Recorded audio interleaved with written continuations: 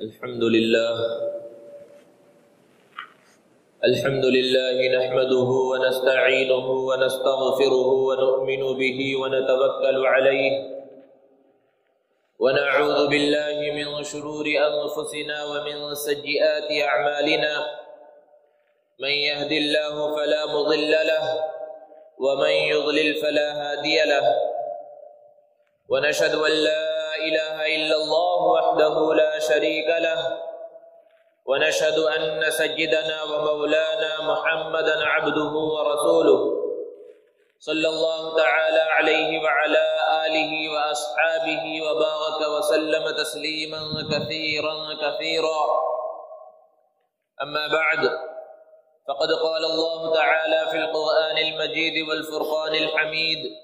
فأعوذ بالله من الشيطان الرجيم بسم الله الرحمن الرحيم ولله على الناس حج البيت من استطاع إليه سبيلا ومن كفر فإن الله غني عن العالمين وقال النبي صلى الله عليه وسلم من حج لله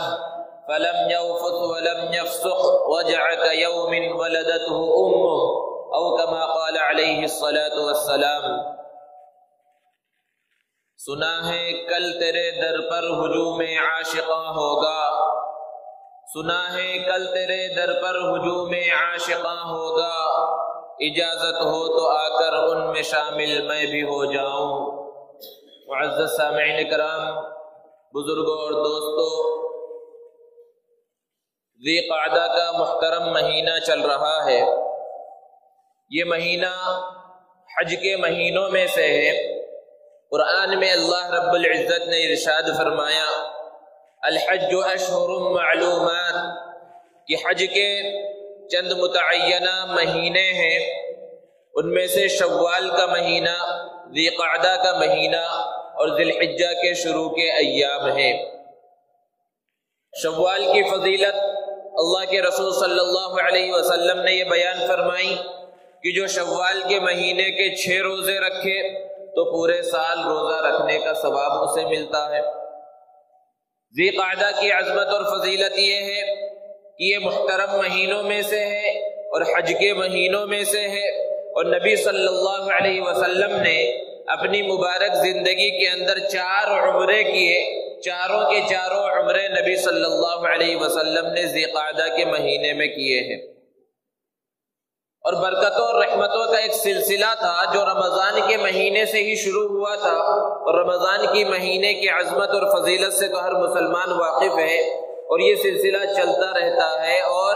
ذی الحجہ کے مہینے میں یہ سلسلہ جا کر ختم ہوتا ہے حج کی اہم عبادت پر۔ ہندوستان سے حاجیوں کے قافلے روانہ ہونے شروع ہو چکے ہیں، اور ہمارے شہر حیدرآباد سے بھی چند دنوں کے اندر حاجیوں کے قافلے روانہ ہونے لگیں گے۔ بہت سے وہ لوگ تھے جنہوں نے حج کمیٹی کے توسط سے حج پر جانے کا ارادہ کیا، اور کئی مہینے پہلے انہوں نے درخواستیں داخل کی، ان کے نام لکھے گئے، فارم بھرے گئے، پھر اس کے بعد قرعہ اندازی ہوئی، بہت سو کے نام نہیں آئے، کچھ لوگوں کے نام اس کے اندر نکلے، انہوں نے حج کی تیاریاں کی، اور وہ حج کی تیاریوں میں لگے ہوئے ہیں، اور چند دنوں میں وہ روانہ ہو جائیں گے۔ اور بے شمار وہ مسلمان بھی ہیں جو حج کمیٹی کے علاوہ دوسرے ذرائع سے، پرائیویٹ طریقوں سے حج کی تیاریوں کے اندر لگے ہوئے ہیں، اور حج کے لیے وہ روانہ ہونے والے ہیں۔ ان ایام میں پوری دنیا سے لوگ کعبۃ اللہ کی جانب روانہ ہو رہے ہیں، اور ایسا محسوس ہوتا ہے کہ کعبۃ اللہ کے اندر کوئی مقناطیس لگا ہوا ہے، کوئی میگنیٹ لگا ہوا ہے، جو پوری دنیا کے کونے کونے اور چپے چپے سے اور خطے خطے سے مسلمانوں کو اپنی جانب کھینچ رہا ہے، اور مسلمان اس کی جانب کھینچے چلے جا رہے ہیں، سمندروں کو عبور کر کے، پہاڑیوں کو عبور کر کے، اور بڑی بڑی مسافتیں طے کر کے حج بیت اللہ کے واسطے، اللہ کے گھر کے دیدار کے واسطے روانہ ہو رہے ہیں۔ حج اسلام کا 5واں رکن ہونے کے اعتبار سے بے پناہ انوارات اور محاسن کا مجموعہ ہے۔ حج کو اگر اجتماعی رنگ میں دیکھا جائے تو حج مظاہر قدرت کا ایک عجیب سنگم نظر آئے گا، اور انسان جب غور کرے گا حج کے اس اجتماع پر تو انسان بے اختیار پکار اٹھے گا، سبحانک ما خلقت ھذا باطلا، کہ پروردگار تو نے اس مخلوق کو اور ان لوگوں کو یوں ہی بیکار پیدا نہیں کیا ہے۔ حج کا کیسا منظر ہوتا ہے کہ کہیں کالے ہیں، کہیں گورے ہیں، کہیں لمبے دھڑنگے انسانوں کا قافلہ نظر آئے گا، کہیں گورے چٹے پستہ قد انسانوں کا سیلاب بہتا ہوا نظر آئے گا۔ اور پھر ایسا نہیں ہے کہ صرف ایک بولی بولنے والے ہیں، مختلف جگہ کے ہیں، ہندوستان، پاکستان، افغانستان، سری لنکا، بنگلہ دیش اور ملیشیا، انڈونیشیا، الجزائر، مصر، امریکہ، افریقہ اور دنیا کے مختلف علاقوں کے رہنے والے اور بسنے والے لوگ ہیں، اور سب کے سب وہاں پر نظر آ رہے ہیں، اور سب کا مقصد کیا ہے؟ صرف اللہ کی رضا ہے، اللہ کو خوش کرنا سب کا مقصد ہے۔ مختلف چہرے، مختلف رنگ آپ کو نظر آئیں گے، لیکن آپ کو کوئی چہرہ کسی دوسرے چہرے سے ملتا ہوا نظر نہیں آئے گا۔ انسان اگر صرف وہیں جا کر اللہ کی قدرت پر غور کر لے تو وہ اللہ رب العزت کے مالک اور خالق ہونے کا اقرار کر لے گا۔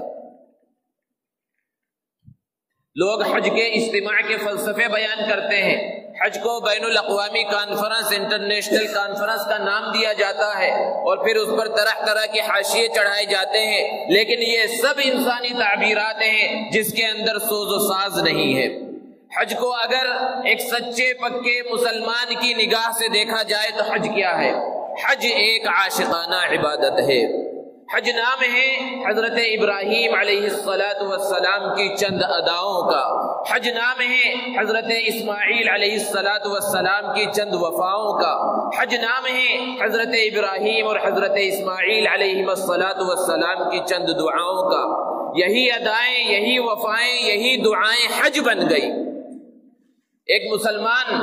حج کے ارادے سے اپنے گھر سے روانہ ہوتا ہے، اور جب حج کے سفر پر وہ روانہ ہوتا ہے تو اب اس سے کہا جاتا ہے کہ بھئی یہ قیمتی شیروانی اتار دو، یہ کرتا پائجامہ اتار دو، یہ سوٹ جو تم نے قیمتی پہن رکھا ہے اس کو اتار دو، یہ قیمتی جوتا جو تم نے پہن رکھا ہے اس کو اتار دو، یہ قیمتی چپل جو تم نے پہن رکھا ہے اس کو بھی اتار دو، اور یہ قیمتی اور خوبصورت عمامہ جو تمہارے سر پر ہے، اور جو ٹوپی تمہارے سر کے اوپر ہے، اور جو کیپ تمہارے سر کے اوپر ہے اس کو بھی اتار دو، اور کفن کی دو چادروں کی طرح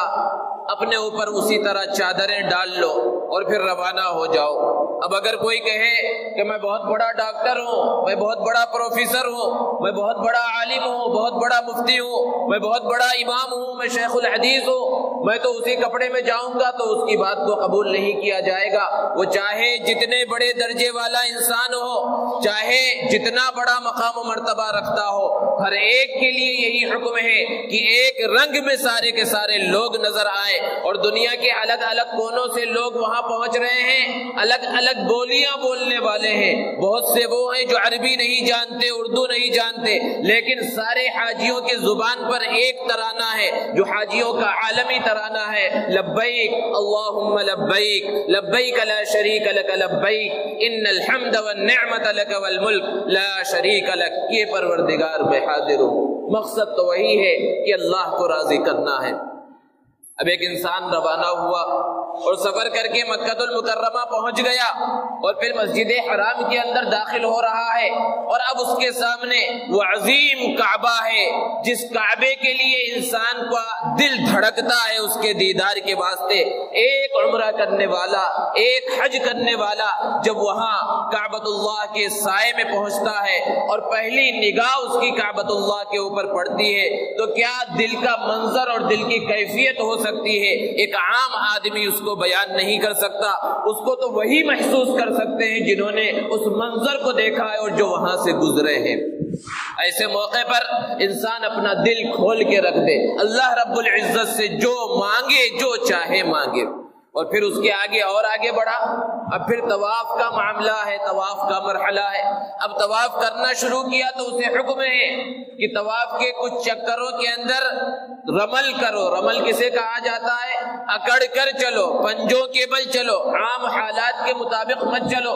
اب دل میں خیال پیدا ہوگا یہ اکڑ کے چلنا کیوں ہے؟ اللہ رب العزت کے سامنے تو اکڑنا مناسب نہیں ہے۔ اللہ رب العزت کو تواضع اور عاجزی پسند ہے، تو اسے کہا جائے گا، جواب دیا جائے گا کہ جب اسلام کا آغاز تھا، نبی صلی اللہ علیہ وسلم پر لوگ آہستہ آہستہ مسلمان ہو رہے تھے اور آپ کے ہاتھ پر ایمان قبول کر رہے تھے، اور زیادہ تر لوگوں کی تعداد ایسی تھی جو کمزوروں پر مشتمل تھی، غریبوں پر مشتمل تھی، تو کفار مکہ مذاق اڑایا کرتے تھے کہ آپ کے ماننے والے کمزور لوگ ہیں۔ اس وقت اللہ کی طرف سے حکم آیا تھا کہ اپنے صحابہ کو حکم دے دیجئے کہ یہ طواف کے وقت اکڑ کر چلیں، ان کافروں کو بتلائیں کہ یہ کمزور نہیں ہے۔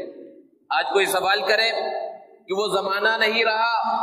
وہ کفار نہیں رہے، وہ مشرکین مکہ نہیں رہے، بلکہ اب تو حال یہ ہے کہ کوئی کافر وہاں پر پہنچ بھی نہیں سکتا، تو کیا وہ اکڑ کے چلنا اب بھی باقی ہے؟ وہ پنجوں کے بل چلنا اب بھی باقی ہے؟ وہ رمل کا حکم اب بھی باقی ہے؟ تو جواب دیا جائے گا ہاں، وہ حکم اب بھی باقی ہے۔ اگرچہ وہ کفار نہیں رہے، وہ مشرکین نہیں رہے، لیکن ابتدا کے لوگوں نے، صحابہ نے اور اس زمین کے بہترین لوگوں نے، چونکہ وہ عمل کر کے دکھایا تھا، اور حج تو نام ہے اللہ کے محبوبوں کی چند اداؤں کا، اللہ رب العزت نے اس کو ہمیشہ کے واسطے باقی رکھا ہے۔ اور پھر اس کے بعد کعبۃ اللہ کی دیوار کے ایک کونے میں ایک پتھر لگا ہوا ہے جو جنت سے لایا گیا پتھر ہے، جسے حجر اسود کہا جاتا ہے۔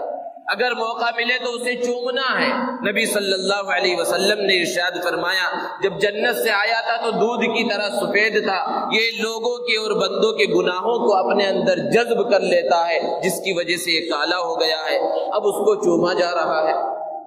اور پھر اس کے بعد اس کے قریب میں اور ایک پتھر رکھا ہوا ہے، مقام ابراہیم، وہ عظیم پتھر ہے جس پر کھڑے ہو کر سیدنا ابراہیم علیہ السلام نے بیت اللہ کی تعمیر کی تھی، ان کے قدموں کے نشان اس پر موجود ہیں۔ کفار مکہ اور مشرکین مکہ پتھروں کو بہت زیادہ پسند کرتے تھے، یہاں تک کہ جب وہ سفر بھی کرتے تو اپنے سامان رکھنے کے تھیلے میں بھی کوئی پتھر رکھ لیا کرتے تھے۔ لیکن یہ اللہ کا فضل ہے، اللہ کا کرم ہے کہ یہ دو پتھر اس زمانے میں بھی وہی مسجد حرام میں اور کعبۃ اللہ کے دامن میں موجود تھے، لیکن تاریخ بتلاتی ہے کہ ان دونوں پتھروں کی کبھی بھی پوجا نہیں کی گئی، ان دونوں پتھروں کی کبھی بھی عبادت نہیں کی گئی۔ وہاں پر حکم ہے کہ اس کو چوما جائے، اس کو بوسہ دیا جائے اور مقام ابراہیم کے پاس نماز پڑھی جائے۔ یہ چومنا کیوں ہے پتھر کو اور پھر وہاں نماز پڑھنا کیوں ہے؟ بس اس وجہ سے ہے کہ اللہ نے حکم دیا ہے، نبی صلی اللہ علیہ وسلم کا طریقہ ہے۔ اسی لیے سیدنا عمر رضی اللہ تعالی عنہ نے ایک مرتبہ حجر اسود کو خطاب کرتے ہوئے کہا تھا انک حجر لا تنفع ولا تضر، کہ تو صرف ایک پتھر ہے، تو نہ نفع پہنچا سکتا ہے نہ نقصان پہنچا سکتا ہے، ہم صرف اس وجہ سے تجھے چومتے ہیں کہ ہم نے نبی صلی اللہ علیہ وسلم کو تجھے چومتے ہوئے دیکھا ہے۔ اور اسلام کی حقیقت ہی یہی ہے کہ اللہ کا حکم ہو اور نبی صلی اللہ علیہ وسلم کا طریقہ ہو، اس کے سامنے سب کچھ انسان قربان کرنے کے لیے تیار ہو۔ مقام ابراہیم کے پاس 2 رکعت نماز پڑھنے کا حکم ہے کہ انسان جب طواف سے فارغ ہو جائے تو 2 رکعت نماز پڑھے۔ اللہ کے رسول صلی اللہ علیہ وسلم طواف فرما رہے ہیں، ساتھ میں سیدنا عمر رضی اللہ تعالی عنہ ہے۔ جب طواف سے فارغ ہو گئے تو حضرت عمر رضی اللہ تعالی عنہ نے ارشاد فرمایا اے اللہ کے رسول، میرا دل چاہتا ہے کہ میں مقام ابراہیم کے پاس 2 رکعت نماز ادا کروں۔ اللہ کے رسول صلی اللہ علیہ وسلم خاموش رہے، کیونکہ آپ کی صفت قرآن نے بیان کی ہے وَمَا يَنطِقُ عَنِ الْهَوَىٰ إِنْ هُوَ إِلَّا وَحْيٌ يُوحَىٰ، کہ نبی صلی اللہ علیہ وسلم اپنی طرف سے کوئی بات نہیں کہتے، آپ وہی ارشاد فرماتے ہیں جو اللہ کی طرف سے پیغام نازل ہوتا ہے۔ ابھی وہاں نماز پڑھنے کا حکم نازل نہیں ہوا تھا، اس لیے خاموش رہے۔ حضرت جبرائیل علیہ السلام اللہ کا پیغام لے کر نازل ہوئے وَاتَّخِذُوا مِن مَّقَامِ إِبْرَاهِيمَ مصلی، کہ مقام ابراہیم کو نماز پڑھنے کی جگہ بنا لو، تو وہاں نماز پڑھی جا رہی ہے۔ طواف سے فارغ ہوا، پھر قریب میں 2 اور پہاڑیاں ہیں جسے صفا اور مروہ کہا جاتا ہے، اب ان دونوں کے درمیان چکر لگایا جا رہا ہے اور 2 ہرے ستون ہیں، وہاں پر نشانیاں ہیں جس کے درمیان حکم ہے کہ تیزی سے بھاگا جائے۔ وہاں چکر کیوں لگایا جا رہا ہے، تیزی سے کیوں دوڑا جا رہا ہے؟ یہ حضرت حاجرہ کی سنت ہے۔ جب حضرت اسماعیل علیہ السلام کو چھوڑ کر حضرت ابراہیم علیہ السلام روانہ ہو گئے تھے تو پانی کی تلاش میں ان کی والدہ حاجہ محترمہ حضرت حاجرہ نے ان دونوں پہاڑیوں کے درمیان چکر لگائی تھی، پہاڑیوں پر چڑھ کر پانی کو تلاش کیا تھا، دیکھا تھا، اور جب دوسری پہاڑی کی طرف جاتی تو درمیان میں تیزی سے دوڑتی کہ بچہ نظروں سے اوجھل ہو گیا تھا۔ اللہ کو وہ ادا اتنی پسند آئی کہ اس کو حج اور عمرے کا رکن بتا دیا اور اس کے اندر باقی رکھا کہ اس کو بھی کرنا ہے۔ اور پھر اس کے بعد مینا کے میدان میں انسان پہنچتا ہے، اور مینا کے میدان میں پہنچنے کے بعد وہاں شیطان کے مجسمے، وہ کوئی شیطان نہیں ہے، بعض لوگ وہاں پر غصے میں اور جوش میں آ جاتے ہیں اور جو چاہے کوئی چپل ہو کوئی چھتری سے مارنا شروع کر دیتا، یہ سب غلط طریقہ ہے۔ طریقہ وہی صحیح ہے جو نبی صلی اللہ علیہ وسلم نے بتلایا ہے، وہ کوئی اصلی شیطان نہیں ہے، اس کی ایک نشانی وہاں پر موجود ہے، اس کو کنکری ماری جا رہی ہے۔ کنکری مارنے کا طریقہ بھی نبی صلی اللہ علیہ وسلم نے سکھلایا ہے۔ کیوں مارا جا رہا ہے؟ حضرت ابراہیم علیہ السلام نے اس مقام پر شیطان کو پتھروں سے مارا تھا جب اس نے بہکانے کی کوشش کی تھی کہ کوئی باپ ایسا ہوتا ہے جو اپنے پیارے بیٹے کو، اور جو بڑی دعاؤں کے بعد پیدا ہوا ہو، اس کو اللہ کی راہ میں قربان کر دے۔ کوئی باپ اپنے بیٹے کو ذبح کر سکتا ہے، قربان کر سکتا ہے؟ تو اس وقت جس طرح حضرت ابراہیم علیہ السلام نے اس شیطان کو مارا تھا، اس کو اللہ رب العزت نے رہتی دنیا تک کے واسطے باقی رکھ دیا، کیونکہ حج تو نام ہی ہے اللہ کے محبوبوں کی چند اداؤں کا۔ اور پھر اس کے بعد حج کا جو سب سے بڑا رکن ہے وقوف عرفہ، میدان عرفات کے اندر پہنچنا 9 ذی الحجہ کو، کہ اگر کوئی وہاں پر نہیں پہنچا تو ساری زندگی اگر وہاں کھڑا رہے، باقی 359 دن وہاں کھڑا رہے اور 9 ذی الحجہ کو وہ وہاں پر نہیں پہنچا تو اس کا حج ادا نہیں ہو سکتا۔ اور میدان عرفات کے اندر جو حجاج کرام پہنچتے ہیں اور ایک ہی وقت میں لاکھوں کا مجمع وہاں پر پہنچ جاتا ہے۔ کیوں اتنا بڑا مجمع جمع ہوا ہے؟ کوئی چیز وہاں پر نہیں ہے۔ اگر بقیہ ایام میں جب حج نہ ہو رہا ہو وہاں پر جا کے دیکھیں تو صرف چٹیل میدان اور پہاڑیاں آپ کو نظر آئیں گی، کوئی چیز نظر نہیں آئے گی، کوئی بازار آپ کو نظر نہیں آئے گا۔ لیکن ان دنوں کے اندر اتنا بڑا مجمع وہاں پر جمع ہو گیا۔ کیوں جمع ہو گیا؟ کیا کوئی پروگرام دکھایا جا رہا ہے؟ کوئی میچ ہونے والا ہے؟ یہ دنیا کا کوئی ایسا پروگرام جس کی طرف لوگوں کی رغبت ہوتی ہے وہ ہونے والا؟ کچھ نہیں ہونے والا۔ اللہ کا حکم ہے، نبی کا طریقہ ہے، لوگ وہاں پر جمع ہو رہے ہیں اللہ کو راضی کرنے کے واسطے۔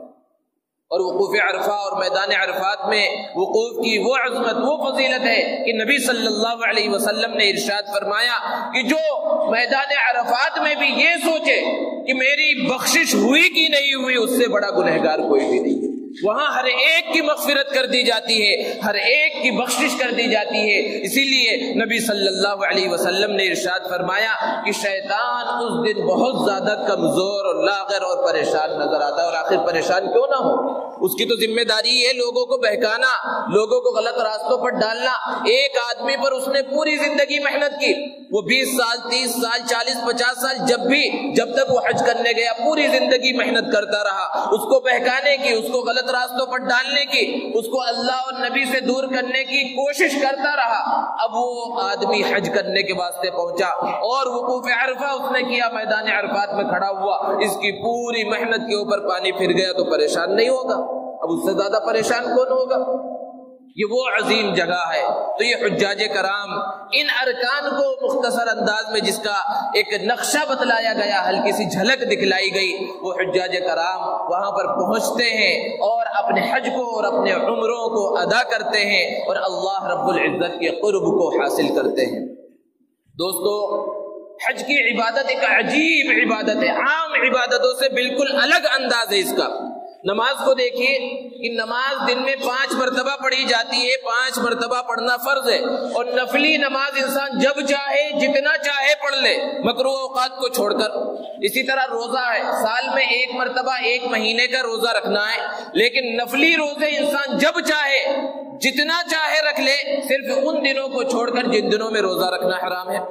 اور زکوٰۃ سال میں 1 مرتبہ مالداروں کے اوپر فرض ہے، لیکن نفلی صدقہ خیرات سال کے 12 مہینے جب چاہے جہاں چاہے جتنا چاہے دے سکتا ہے، خرچ کر سکتا ہے۔ لیکن زکوٰۃ ایک ایسی عبادت ہے جس کے لیے وقت بھی متعین ہے، جگہ بھی متعین ہے۔ ایسا نہیں ہے کہ سال کے کسی اور وقت میں ادا کر لیا جائے یا کسی اور مقام پر ادا کر لیا جائے، ایسا نہیں ہے۔ حج کی یہ خصوصیت ہے کہ اس کے لیے جگہ متعین ہے، سفر کر کے وہاں پہنچنا پڑے گا، اور پھر ان دنوں کا آنا بھی ضروری ہے کہ وہ حج کے ایام آ جائیں تو اس وقت ہی حج ادا کیا جائے گا۔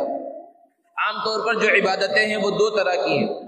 کچھ عبادتیں وہ ہیں جو بدنی ہے، جس میں انسان کی طاقت خرچ ہوتی ہے، انسان کا جسم اس میں لگتا ہے، جیسے کہ نماز ہے، روزہ ہے۔ نماز پڑھنے کے اندر کوئی پیسہ خرچ نہیں ہوتا، انسان کی محنت لگتی ہے، اس کو چلنا پڑتا ہے، مسجد تک آنا پڑتا ہے، اور اللہ رب العزت کے سامنے کھڑا ہونا ہے، رکوع کرنا ہے، سجدہ کرنا ہے۔ اور دوسری عبادت روزہ ہے، اس کے اندر بھی کوئی پیسہ خرچ نہیں ہوتا، اس کے اندر بھی مشقت جو لگتی ہے وہ بدن کے اوپر لگتی ہے، انسان کا جسم اس کو برداشت کرتا ہے۔ اور کچھ عبادتیں وہ ہیں جو مالی ہے، جس کے اوپر مال خرچ ہوتا ہے، جیسے کہ زکوٰۃ ہے، قربانی ہے، نفلی صدقہ خیرات وغیرہ ہے، اس میں انسان کا پیسہ خرچ ہوتا ہے۔ لیکن حج ایک ایسی اہم عبادت ہے جو ایک ساتھ بدنی بھی ہے، مالی بھی ہے، اس کے اندر مال بھی خرچ کرنا ہے اور اس کے اندر انسان کو اپنے بدن کو کھپانا بھی ہے، بہت ہی محنت اور مشقت کو برداشت بھی کرنا ہے۔ اسی لیے اس کا مقام و مرتبہ بھی اتنا ہی اعلیٰ اور افضل ہے کہ نبی صلی اللہ علیہ وسلم نے ارشاد فرمایا ان الحج یہدم ما کان قبلہ، کہ حج کی وجہ سے گزشتہ کے سارے گناہ معاف ہو جاتے ہیں۔ اور ایک حدیث میں اللہ کے رسول صلی اللہ علیہ وسلم نے ارشاد فرمایا من حج للہ فلم یفث ولم یفسق رجع کیوم ولدته امه، کہ جس نے اللہ کو راضی کرنے کے واسطے حج کیا اور اس کے اندر غلط کام نہیں کیے، تو وہ جب گھر واپس لوٹتا ہے تو بالکل اس دن کی طرح ہوتا ہے جس دن اس کی ماں نے اسے پیدا کیا تھا۔ کہ جس دن بچہ پیدا ہوتا ہے بالکل معصوم ہوتا ہے، گناہوں سے پاک صاف ہوتا ہے، کوئی گناہ اس کے اوپر نہیں ہوتا۔ حج کر کے حاجی جب واپس آتا ہے تو بالکل اسی طرح پاک صاف ہوتا ہے، کوئی گناہ اس کے اوپر نہیں ہوتا۔ جتنے گناہ اس نے اپنی زندگی میں کیے تھے، حج کی وجہ سے کبیرہ گناہ ہو یا صغیرہ گناہ ہو، اللہ رب العزت سارے کے سارے گناہوں کو معاف فرما دیتے ہیں۔ ہاں، وہ گناہ جو حقوق العباد سے متعلق ہے وہ معاف نہیں کیے جائیں گے۔ اسی لیے ضروری ہے کہ حج کے لیے جانے سے پہلے اگر کسی کا حق مار رکھا ہے اور ایسے گناہوں میں مبتلا تھا جو حقوق العباد سے متعلق رکھتے ہیں، تو سارے حقوق پہلے ادا کر کے معافی تلافی کر کے چلا جائے۔ آج کل ایک جو نیا سلسلہ چل پڑا ہے کہ کوئی حج کے لیے یا عمرے کے لیے جا رہا ہے تو اخبار میں جو ایک اشتہار دے دیا کہ فلاں فلاں صاحب جو ہے عمرے کے لیے یا حج کے لیے جا رہے ہیں، ان کی طرف سے کسی کو بھی تکلیف پہنچی ہو تو وہ معاف فرما دیے۔ کوئی معافی کا طریقہ نہیں ہے، ہر شخص اخبار نہیں پڑھتا۔ آپ نے جس کو تکلیف پہنچائی تھی ضروری نہیں ہے کہ وہ اخبار اور وہ کٹے گا اور وہ اشتہار اس تک پہنچ جائے۔ اصل طریقہ تو یہ ہے کہ جس کا دل دکھایا ہے، جس کو پریشان کیا ہے، جس کے مال کو ہڑپ کیا یا جس طرح بھی حقوق العباد کے اندر ڈنڈی ماری ہے، تو یہی اس شخص سے مل کر جس شخص کے ساتھ یہ معاملہ ہوا ہے معافی تلافی کر لے، یا جو حق ادا کرنا ہے وہ حق ادا کر دے۔ تو بہرحال کہنے کا مقصد یہ ہے کہ انسان گناہوں سے پاک صاف ہو کر لوٹا۔ اسی لیے ایک حدیث میں نبی صلی اللہ علیہ وسلم نے ارشاد فرمایا کہ حاجی جب حج کر کے واپس لوٹے تو اس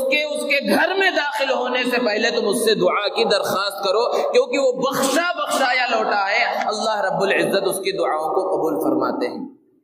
یہ حج کا مقام و مرتبہ ہے۔ اللہ رب العزت نے قرآن مجید کے اندر ارشاد فرمایا، جب حضرت ابراہیم علیہ السلام اپنے بیٹے حضرت اسماعیل علیہ السلام کے ساتھ کعبۃ اللہ کی تعمیر سے فارغ ہو گئے تو حکم ہوا وَأَذِّنْ فِي النَّاسِ بِالْحَجِّ يَأْتُوكَ رِجَالًا وَعَلَى كُلِّ ضَامِرٍ يَأْتِينَ مِنْ كُلِّ فَجٍّ عَمِيقٍ، کہ اب لوگوں میں آپ حج کا اعلان کر دیجئے کہ دنیا کے کونے کونے اور چپے چپے سے لوگ یہاں پر آئیں گے، آپ حج کے فرض ہونے کا اعلان کیجئے۔ حضرت ابراہیم علیہ السلام نے کہا اے پروردگار، اگر میں حج کی فرضیت کا اعلان کروں گا تو میری بات کتنے لوگوں تک پہنچے گی؟ زیادہ سے زیادہ یہاں جو قبیلے جرہم آباد ہے اور مکہ کے جو لوگ ہیں وہ لوگ میری بات سن لیں گے، لیکن دنیا کی آبادی کتنی بڑی ہے، ان لوگوں تک یہ بات کیسے پہنچے گی؟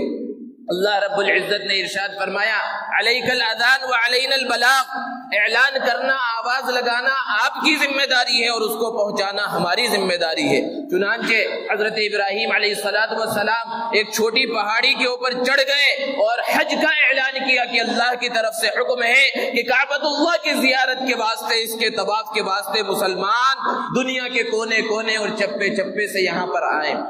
روایتوں کے اندر ہے کہ اس اعلان کو اس وقت دنیا کے اندر جتنے لوگ باحیات تھے سب نے سنا، اور جتنے لوگ اب تک پیدا نہیں ہوئے تھے اور جنہیں قیامت تک پیدا ہونا تھا اور وہ روحوں کی شکل میں تھے، ان سب نے حضرت ابراہیم علیہ السلام کے اس اعلان کو سنا، اور جس نے بھی اس اعلان کو سن کر لبیک کہا اسے حج کی توفیق ملتی ہے، اور جس نے جتنی مرتبہ لبیک کہا اسے اتنی مرتبہ حج کی توفیق ملتی ہے۔ بڑی خوش نصیب تھی وہ روحیں جنہوں نے اس اعلان کو سن کر دمادم لبیک کی بھربار کر دی کہ ان کو 20 حج نصیب ہوئے یا نصیب ہوتے رہیں گے۔ اللہ رب العزت ہمیں بھی ان میں شامل فرمائے اور بار بار کعبۃ اللہ کی زیارت کی توفیق نصیب فرمائے۔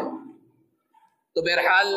اس زمانے سے دیکھیے لوگ حج کے واسطے روانہ ہوتے ہیں۔ اللہ رب العزت نے قرآن مجید کے اندر اس کی فرضیت کو بیان فرمایا ہے، وَلِلَّهِ عَلَى النَّاسِ حِجُّ الْبَيْتِ مَنِ اسْتَطَاعَ إِلَيْهِ سَبِيلًا، کہ اللہ کی رضا کی خاطر لوگوں پر بیت اللہ شریف کا حج کرنا فرض ہے، لیکن ایک شرط ہے کہ ہر مسلمان پر فرض نہیں ہے۔ مَنِ اسْتَطَاعَ إِلَيْهِ سَبِيلًا، جو وہاں تک پہنچنے کی استطاعت رکھتا ہے، جو خرچ کو برداشت کرنے کی قوت رکھتا ہے، اس کے اوپر حج کرنا فرض ہے۔ یہ حج کرنا ہر مسلمان پر ضروری نہیں، جو وہاں پہنچنے کی استطاعت رکھتا ہے، مالدار ہے، اللہ رب العزت نے اسے نوازا ہے، اس کے لیے حج کرنا ضروری ہے۔ کچھ زمانہ پہلے بہت کم تعداد میں لوگ حج کے واسطے جاتے تھے۔ جب ہوائی جہازوں کا انتظام نہیں تھا اور پانی کے جہاز جایا کرتے تھے تو پھر انسان بہت بڑی عمر میں پہنچ جاتا اور بالکل بوڑھا ہو جاتا تو حج کا ارادہ کرتا تھا، حج کرتا نہیں تھا، بلکہ اس وقت حج کا ارادہ کیا جاتا تھا بڑھاپے کی عمر میں، اور پھر پانی کے جہاز سے لوگ روانہ ہوتے تھے کئی مہینے پہلے، اور راستے میں کئی مہینے لگ جایا کرتے تھے۔ پہلے دخانی کشتیاں اور ہواؤں والی کشتیوں سے جاتے تھے، کئی لوگ گئے تو اس میں سے کچھ بچ کر واپس آئے 6-7 مہینے کے بعد۔ مشکل بھی تھا حج، اور پھر اس کے بعد جب پانی کے جہاز جو مشینوں سے چلتے تھے ان کا ایجاد ہوا تو کچھ تعداد بڑھی اور لوگوں نے حج کرنا شروع کیا۔ لیکن ممبئی کے بندرگھاٹ سے جب جہاز روانہ ہوتے تھے تو واقعات میں لکھا ہے کہ بہت سی مرتبہ ایسا ہوا کہ جہاز میں کچھ سیٹیں خالی رہ گئی اور جہاز والوں نے اعلان کیا کہ اگر مفت میں کوئی حج کے واسطے چلنا چاہتا ہے تو چلے، ہمارے پاس 1-2 سیٹیں خالی ہے۔ ایسا وقت بھی تھا، لیکن آج اللہ کا فضل ہے، اللہ کا شکر ہے کہ کتنی بڑی تعداد میں مسلمان حج کا ارادہ کرتے ہیں کہ کئی مہینے پہلے حج کمیٹی کی طرف سے اعلان ہوتا ہے کہ حاجیوں کی درخواستیں وصول کی جا رہی ہیں، پھر قرآن اندازی ہوتی ہے، پھر نام نکلتا ہے، اور بہت سے لوگوں کا نام نہیں نکلتا، اور بہت سے وہ ہیں جو پرائیویٹ طور پر دوگنا اور تیگنا خرچ کر کے جو ہے حج کے واسطے روانہ ہوتے ہیں۔ لیکن اس کے باوجود مالداروں کا اور اہل ثروت کا ایک بہت بڑا طبقہ ایسا ہے کہ مال ہونے کے باوجود بھی حج کا ارادہ نہیں کر رہا، مال ہونے کے باوجود، حج فرض ہو جانے کے باوجود بھی حج کا ارادہ نہیں ہے اور حج نہیں کر رہا ہے۔ ایسے لوگوں کو اپنا محاسبہ کرنے کی ضرورت ہے کہ جب حج فرض ہو گیا اور اللہ نے نوازا ہے تو پھر حج کرنا ضروری ہے، کیونکہ نبی صلی اللہ علیہ وسلم نے جہاں فضائل بیان فرمائے ہیں حج کے کہ حج کرنے سے یہ مقام اور یہ مرتبہ ملتا ہے، وہیں قرآن میں بھی سخت وعید اللہ رب العزت نے بیان فرمائی۔ جہاں حج کی فرضیت کو بیان فرمایا اسی آیت کے اگلے ٹکڑے میں بیان فرمایا وَمَن كَفَرَ فَإِنَّ اللَّهَ غَنِيٌّ عَنِ الْعَالَمِينَ، کہ جو انکار کر دے تو اللہ رب العزت دنیا والوں سے بے نیاز ہے۔ انکار 2 طرح کا ہوتا ہے، ایک تو زبانی انکار کر دے کہ میں حج کو نہیں مانتا، تب تو وہ کافر ہو گیا،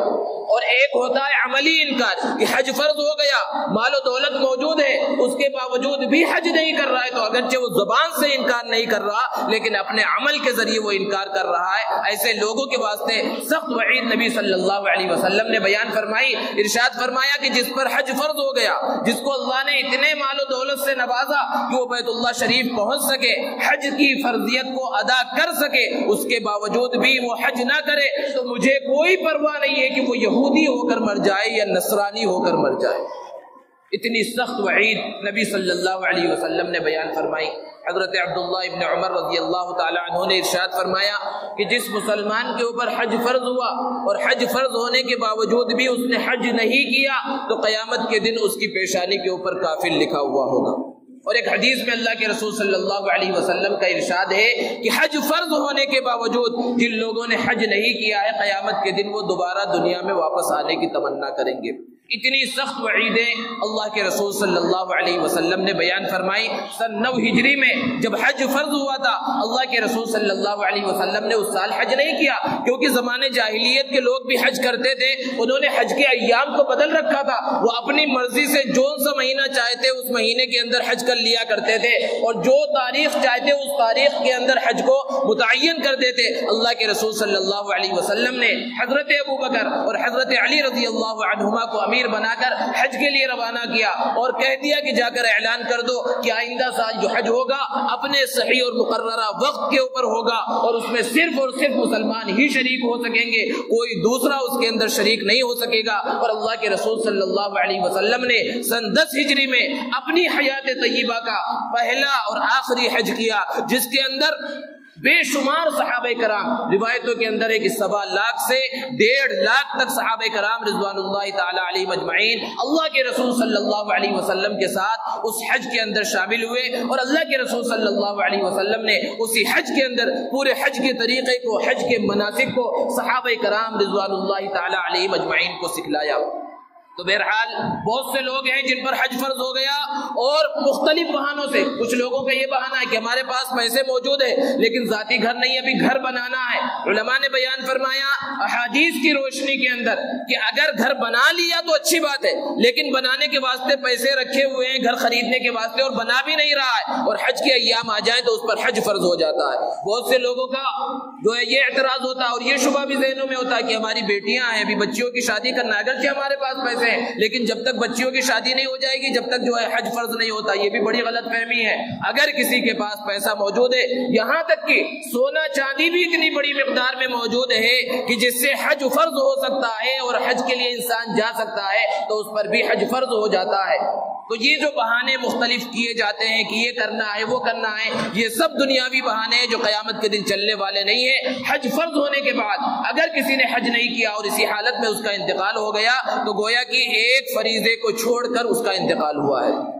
دوستو، جو شخص حج کرنے کے واسطے جاتا ہے، حج کے لیے مکہ المکرمہ پہنچ گیا اور حج کے فرائض سے وہ فارغ ہو گیا، تو کون سا مسلمان ایسا ہوگا کہ بیت اللہ شریف تک جائے، کعبۃ اللہ اور مکہ المکرمہ تک جائے اور وہ مدینہ المنورہ تک نہ جائے، اللہ کے رسول صلی اللہ علیہ وسلم کے شہر کا دیدار کرنے کے واسطے اور روضہ رسول کی زیارت کرنے کے واسطے نہ جائے؟ ایسا کوئی مسلمان نہیں ہوگا۔ سارے حجاج کرام روضہ رسول کی زیارت کے واسطے بھی پہنچتے ہیں۔ اللہ کے رسول صلی اللہ علیہ وسلم نے بڑے فضائل بیان فرمائے ہیں۔ ارشاد فرمایا من زار قبری وجبت له شفاعتی، کہ جس نے میرے قبر کی زیارت کی اس کے لیے میری شفاعت واجب ہو گئی۔ اور مدینہ المنورہ میں مسجد نبوی کے اندر 40 نمازیں مسلسل پڑھنے والوں کے واسطے نبی صلی اللہ علیہ وسلم نے فضائل بیان فرمائے ہیں۔ تفصیل کا موقع نہیں ہے، اللہ رب العزت سے دعا ہے کہ اللہ رب العزت ہم سب کو حج کے فریضے کو ادا کرنے کی توفیق عطا فرمائے اور اس کے واسطے وسائل مہیا فرمائے۔